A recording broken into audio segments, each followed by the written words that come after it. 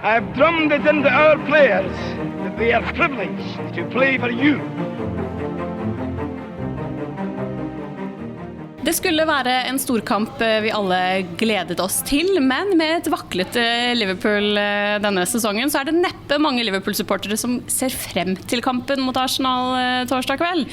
Velkommen til Pausepraten. Jeg heter Mari Lunde. Jeg har med meg Jens Bessesen og David Lynch fra en pub i Liverpool som heter Reds, som er fullt av Liverpool-effekter på veggene. Det er faktisk den eneste puben i sentrum med Liverpool FC-tema, som er ganske sprøtt, men den har vært et besøk hvis man er på tur hit til denne byen. Denne episoden har vi jo altså med en engelskmann, så det her blir det blir nok mest engelsk, regner jeg med, så da dere får stille dere inn på engelsk språk fra nå. Vi har bedt om lytterspørsmål, det har kommet inn veldig, veldig, veldig mye. Så hvis du har sendt inn spørsmål, det er ikke helt sikkert at spørsmålet ditt blir med, men mange har spurt om mye av det samme, så jeg tror vi skal få svar på ganske mye i dag. Og for de som ikke kjenner så godt til David, så er det altså ikke filmskaperen David Lynch som døde i fjor. Han har ikke gjenoppstått for å snakke om Liverpool. Dette er David Lynch som er journalist. Han har jobbet tett på Liverpool i 15 år. Har liksom de rette kontaktene, så her håper vi skal få noen gode svar. Så vi deler dette opp i 2 episoder. I denne første episoden skal vi snakke litt om Arsenal-kampen, og litt om de umiddelbare problemene til Liverpool, og litt om det som har skjedd i de andre toppklubbene den siste tiden. Og i den neste episoden så tar vi for oss det veldig mange ønsker å vite litt mer om, Arne Slot og januarvinduet som nå er åpent. Jens, du var på reportasjetur, men reiste til London straks for kamp mot Arsenal. David, du kommer... Talking to you in Norwegian, that's not going to work, is it? Really, that will be a challenge, I'll be honest. I know about 3 words, so yeah. But you've come straight from the press conference with Arne Slot. Did he have anything interesting to say? Yeah, I think what I'm kind of finding interesting at the moment, he seems a lot more relaxed than in the kind of more tense moments of this season. So you are getting that vibe, and that's, you know, he clearly feels a little bit safer in his job than he did in the moments where it got really, really boring. And then in terms of what he said, I think, you know, a couple of headlines, obviously Ekatike's availability, or I get the sense of lack of, around Arsenal, and then a little bit of talk about kind of an admission that Liverpool are playing dull football at the moment, and then obviously a refusal to answer anything on transfers and Mark Gay. So yeah, a few interesting lines, and he's not quite Jürgen in the press conferences, to be honest, but he does always give us enough, I think. Yeah. Okay, Jens, you're headed to London tonight for the Arsenal match tomorrow. Are you looking forward to it?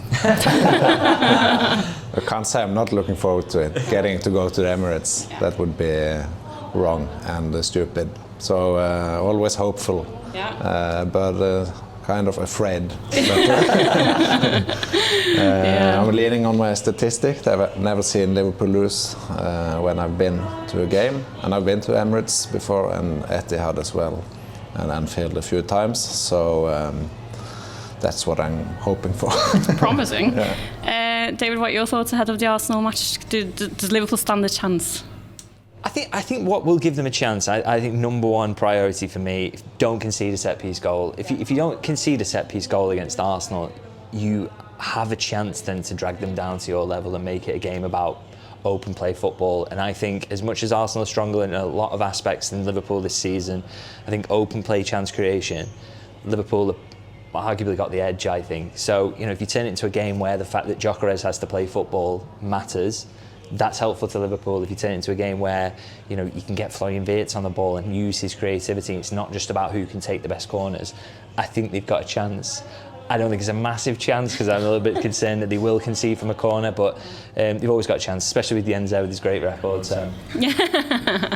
But it's tomorrow. I'm not that afraid that it's going to be boring, because I think we would take a resilient defensive performance, maybe. A copy paste to Leeds game I'll be happy with. Just really, really boring. I wasn't happy then, but I'd be happy now. So obviously we will be talking loads about Slot and his position within the club, but we'll save that for a bit later. But we'll kind of touch on it now as well. As we know, Chelsea and United recently sacked their managers. Tor Erik wants to know, with Liverpool. What's gone wrong? How to turn it around? Does that mean bringing new players in, a new manager, changing systems, tactics, etc., etc.? But he's also asking if Liverpool should become a new Chelsea, Manchester United, to solve all their problems by like throwing money at it or a change of leadership. But he's wondering the way these clubs are operating, could Liverpool learn something from it? As in either what not to do, but also does Liverpool run the risk of being too patient as well? Yeah, so I guess the question is really, the essence of that is, should they sack the manager, kind of? Should they follow? My concern, I guess, I don't think there's anything from the way that Chelsea and United are run at the moment that Liverpool should look to copy, to be honest. I think they're both a shambles. I think, Chelsea have won trophies recently, but of course it's the Club World Cup, which was a bit of a kind of weird tournament, and obviously the Conference League, which Liverpool do not wish to be anywhere near. And Chelsea are incredibly inconsistent because they're constantly churning players, and that's not helpful, as Liverpool themselves are finding at the moment, actually.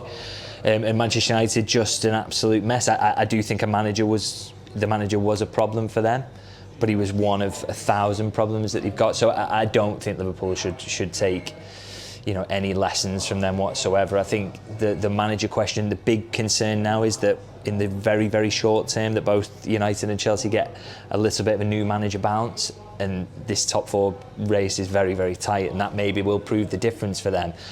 But I still don't think that alone, the chance that you might get a bounce over 6 games, and maybe that will get them Champions League football in the end, but I still don't think you should be thinking in those terms of, well, maybe we'll get a bounce. If you think this manager should at least get to the end of the season, then you stick by those principles and you do think long term, and I think Liverpool will generally, and I think that's the right way to go. I mean, United and Chelsea might chance upon the right solution for a little bit because they're feeling around in the dark all the time, but that's not something to take and learn from. That will just be pure luck in that moment. I think Liverpool have got to stick with long-term thinking, and that's why, okay, this season might not work out for them, but I think over the next 5 years they'll be better placed to win trophies, to qualify for the Champions League regularly than either of those clubs. I think if you want to sack the manager, you have to have a replacement ready. Who do you want in for Slot? If there's someone better available, then you maybe should sack him, but looking at who Chelsea and United have appointed, Rosinio and Fletcher at the moment, or Solskjaer or Carrick, I don't think any of us would want them instead of Arne Slot. So it's easy to call for a manager's head, but you have to have someone ready to step in. And I think that's very much guiding Liverpool's thinking at the moment as well. That's the sense I get, is that who would it be? Who do we know we could get as an interim that would give us that bounce? And I just don't maybe think there's anybody out there that Liverpool are that convinced would do that for them now. And the long-term options, if they came to it in the summer, would be more likely to be available in the summer and would be more open to those talks. So I think that's part of it, very much. Who do you think is the more like nostalgic club, Liverpool or Manchester United? Because I've always considered Liverpool quite nostalgic. But then you see Fletcher in the press conference yesterday saying he's asked Sir Alex Ferguson for, like, what did he say? For his blessings. I think that United are kind of a carbon copy of Liverpool 15 years ago. The club that couldn't look forward and was, the shout was History FC, wasn't it? United are that now. I mean, you think back to when Solskjaer was there as permanent manager not very long ago, he wouldn't park in Fergie's space, would he? I mean, that to me is crazy, and I don't think, you can see it now that the club is in no way escaped from the grasp of its past, and there's still, I hear Gary Neville on Sky Sports talking about the situation, talking about we've got to go back to Manchester United DNA. Well, Manchester United DNA in truth is kind of just everything that happened under one genius manager, they've had 2 genius managers in the history, Busby and Ferguson, and not much really ties those two. So United DNA, when he talks about it, is everything Fergie did, and you just can't be wedded to that anymore. They've got to become a modern football club that operates in a sensible way and makes smart decisions, and they just don't do that. I know they've got the structure, but they still don't make good decisions. So, that would be the best route they could go down, is to be a little bit smarter, but I don't feel like they're anywhere near that at the moment, really. I was going to say this a little bit later, but I'll do it now, because Andre heard what you said in a podcast with Anfield Index a few days ago about like, oh God, what did I say?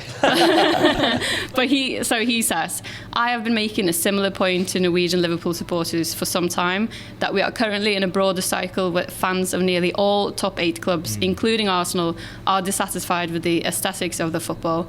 This suggests a structural trend rather than a Liverpool-specific problem. So he's asking if you could like briefly repeat that basically to our Norwegian audience. Yeah, so the point I was making really is that I'm concerned that one of the things that Slot gets criticised for, and I've criticised him plenty this season, I'm not scared of that, so please don't anyone who is kind of, doesn't favour the manager take this as a defence in any way, because it's absolutely not. But I really do. I look around the rest of the league and I see 19 out of 20 teams are unhappy, and Arsenal, when their results slump suddenly, they're also unhappy. So pretty much all the teams are unhappy, and I think it's because pretty much none of them are playing consistently good football in an aesthetic sense, and I wonder whether that is possible anymore in a league that is so risk averse throughout, that is so focused on set pieces.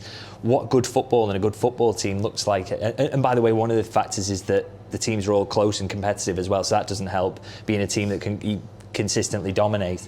I wonder how good the football can be. I think it's just one thing we probably can't criticise Slot for, that the football is dull, because I think it's dull across the league. What he can be criticised for is that the results aren't good enough and the outcomes aren't good enough and the underlying numbers aren't good enough.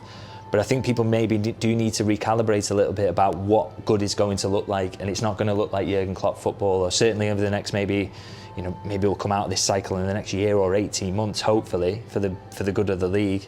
But I think people maybe need to, change their expectations a little bit. I think what's possible in terms of the goodness of the football is very different to 3 or 4 years ago. And so when Liverpool do right the ship and they become a top team again, which we hope is soon, I don't think it's going to be expansive football and really exciting to watch, to be honest. I think for me as well, normally I can sit and watch Premier League football the whole weekend, but now I struggle watching more than Liverpool games, because first of all, Liverpool are quite boring and the rest is just a pain, I think. Having long throws and from the middle of the pitch, and you get a minute to take them. I think maybe the referees should do something as well, because the ball is in play. I don't know if it's a lot less, but it feels like that when you get so much time for each set piece and time wasting. So it's a big problem, I think, overall. Well, it makes it harder for the team that wants to actually play football to play football, because the rhythm is constantly getting broken up and the ball in play time is so little that everybody's you're out of touch then with the ball by the time you get it. The fifth time in the second half, it's probably the end of the game, because nobody's being allowed to play football. And of course we want the smaller teams to have ways of levelling things up, but it is swung so far. I don't want to watch someone take 2 minutes to take a throw in anymore. It's so boring, and there aren't many games, and I've come to this conclusion off the basis, like you say, of watching other teams. And there's so many games I've tuned into this season, I just end up looking at my phone because it's so bad, the quality of the football. So I really do hope that changes, and I hope Liverpool can be one of the teams that leads the league out of this kind of dark age that we're in at the moment. But we definitely are, I think, and like I say, I think maybe supporters, in terms of expectations around what it looks like, maybe those need to change a little bit. But one of the other concerns with Liverpool this season is their fitness level. They seem to drop off after like an hour. They're done. Thomas is asking if you think they got the pre-season wrong, and if that's affecting their fitness levels, basically. So this is one I've kind of asked a few questions around with various sources really recently, because it is so noticeable, isn't it? That they're not as fit as they were last season or previous seasons, definitely. And you wonder, were they so fit last season because it was a bit of a hangover from Klopp, or did they, how much was disrupted this time around? Very hard to get to the bottom of, because of course there is that one thing that we all know disrupted the pre-season, which was Diogo Jota, and exactly what those kind of first 2 weeks of pre-season actually looked like in terms of the work they were able to do. Very hard to get a straight answer for obvious reasons, and I think the players should be protected. I think the manager should be protected from people talking about that behind the scenes, because it's such a tragedy that we're dealing with.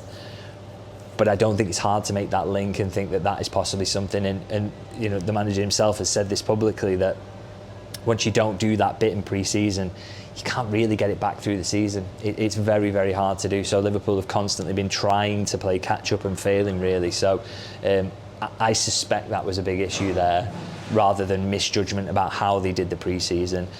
But as I say, very, very hard to get a straight answer on that for fair enough reasons, I would say.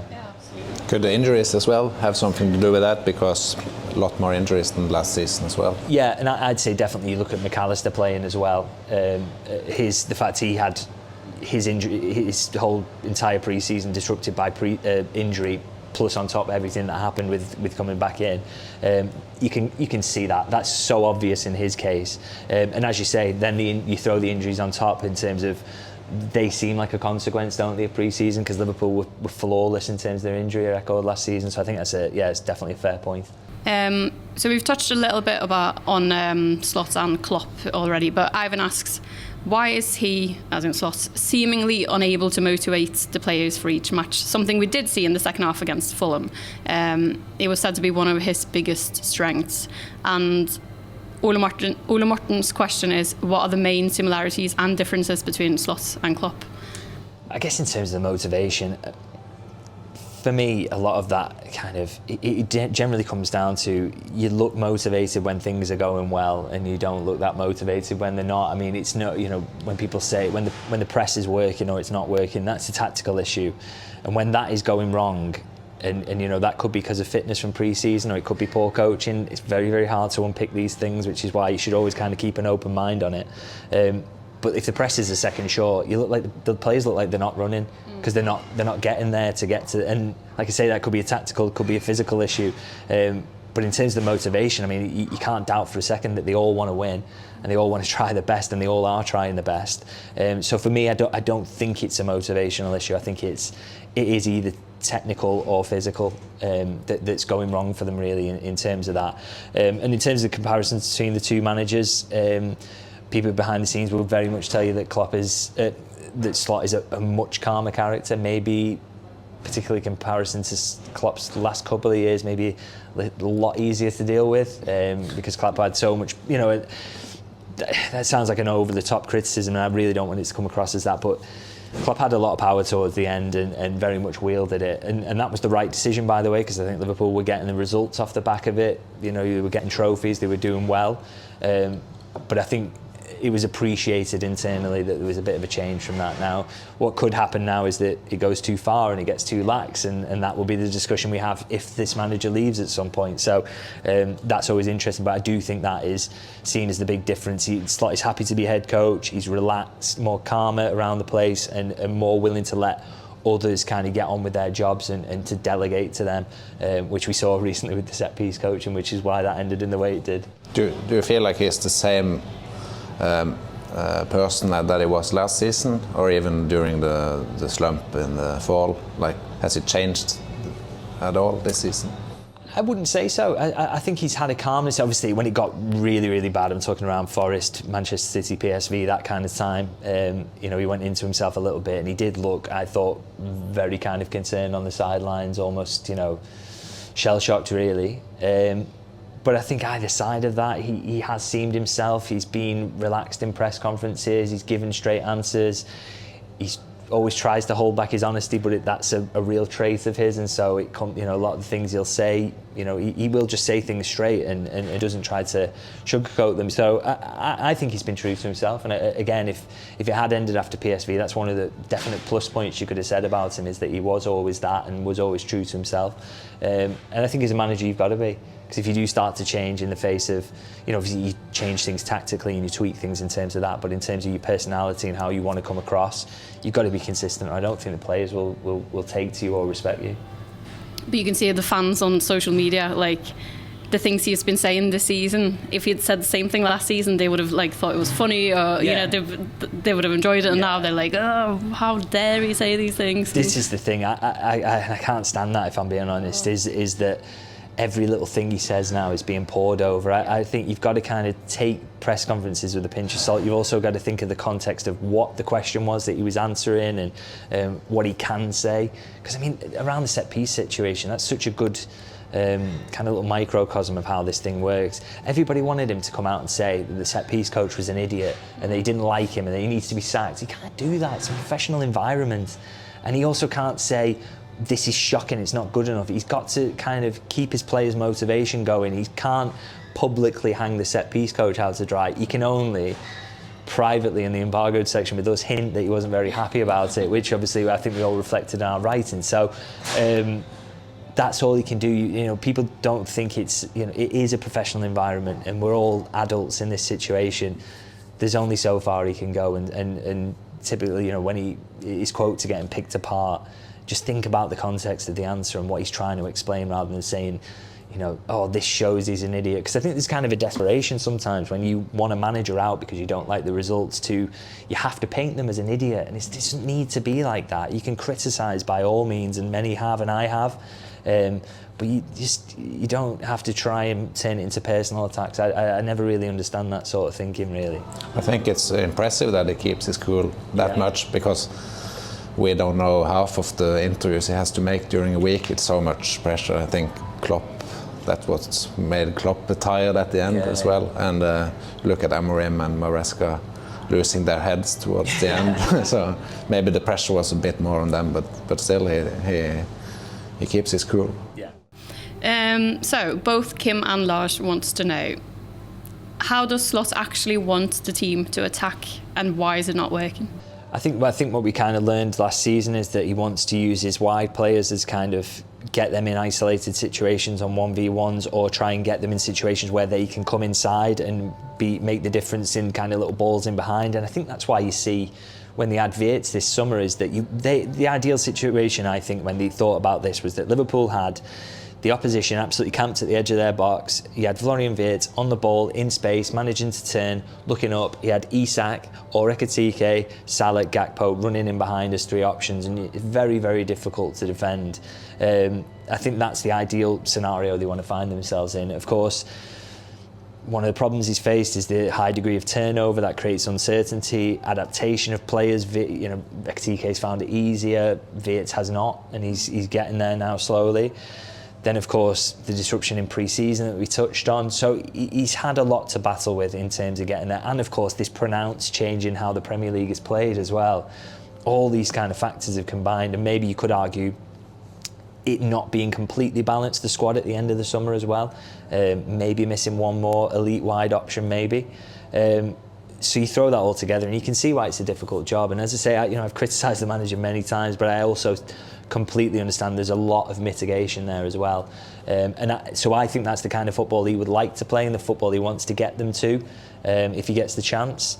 But obviously we aren't seeing that at the moment, and that is where the fair criticism, I think, comes from, particularly as we are quite deep in the season now. Well, last season was so much about Salah as well. Yeah. At this point he was the best player in the world and carrying the team almost in the attack, and he has been a shadow of himself. So that has, but do you get the feeling that they tried to move away from being so dependent on him, or is it down to him not performing that it's not going to plan as well?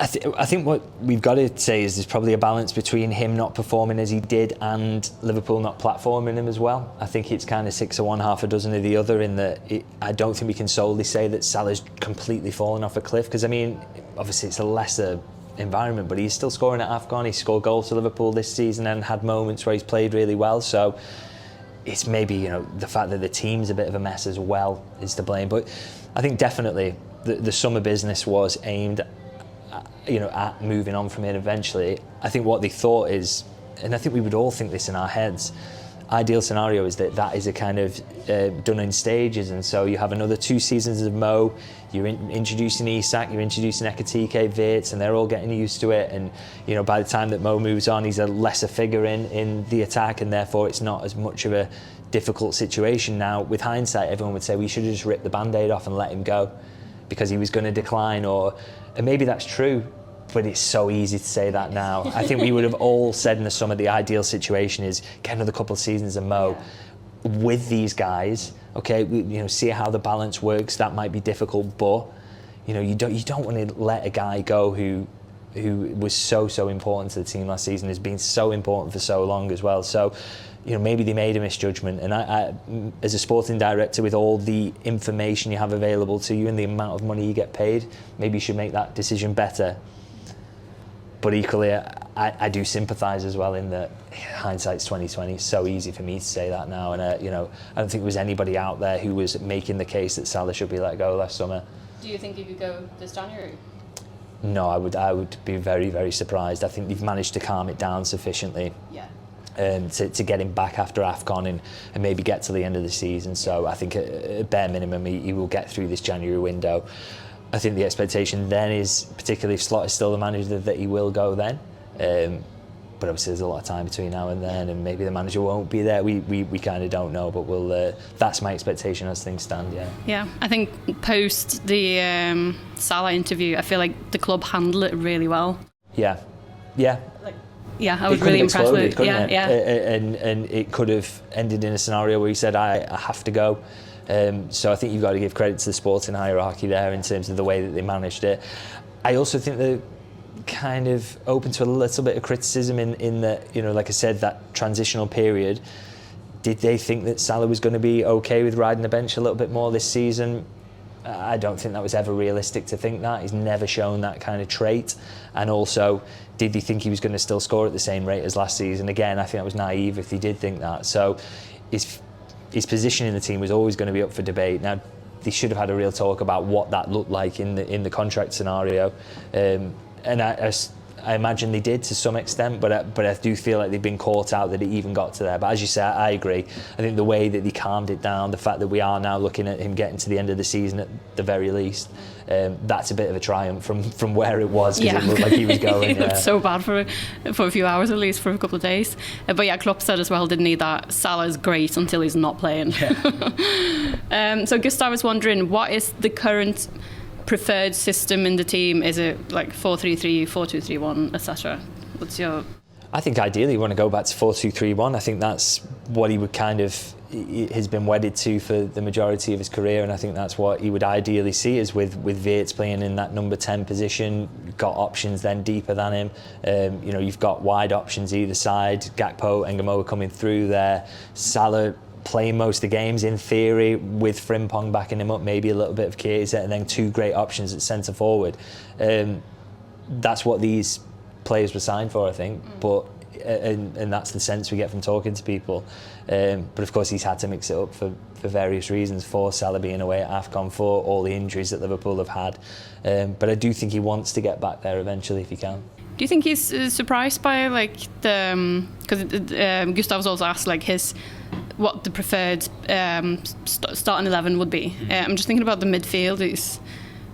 I feel like Jones. I love Curtis Jones. Everyone who listens to this podcast knows I love Curtis Jones. I feel like he's stepped up a bit this season, whilst McAllister has dropped a bit. Do you think that's a surprise to Slot and everyone? Yeah, I can't imagine that he would have thought that McAllister would play the way he has. I mean, he's been really poor for me, and I think he was, for me, I argued a lot last season. I think he was Liverpool's best midfielder, to be honest. So that's quite the drop-off. I mean, it has been completely mitigated, as you say. I think Curtis Jones is playing at a similar level now in terms of getting the ball, keeping it, winning the ball. He's that ability to progress it as well, both carries and passing.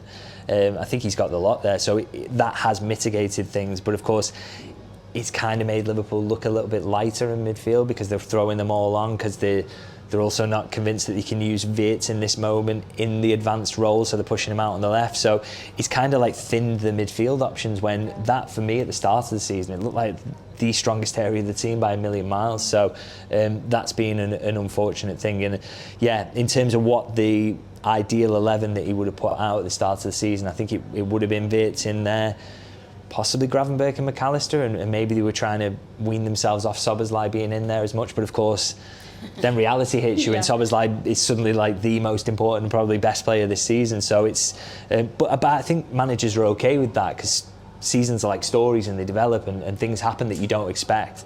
But yeah, it's gone very, very differently, I think, to how he maybe imagined that it would. And I think one of the biggest issues is the midfield, because of McAllister's drop-off, because they're using so many of them at once, it looks thinner than it should, really. In hindsight, they could have spent the Isak money on a new midfielder, a new left winger, and a new defender, maybe. Well, I mean, I think the criticism around them getting two strikers has been kind of proven wrong, in the sense that Can you imagine if they only bought Isak? That would have been an absolute disaster. But as you say, from what they've got from him so far, you could easily justify having spent that money elsewhere. But of course, again, did anyone not want to sign him? I think he's we were very excited, weren't we? Yeah, very, very good player. And I still think he's got a lot to give to Liverpool. I don't think, he's broke his leg.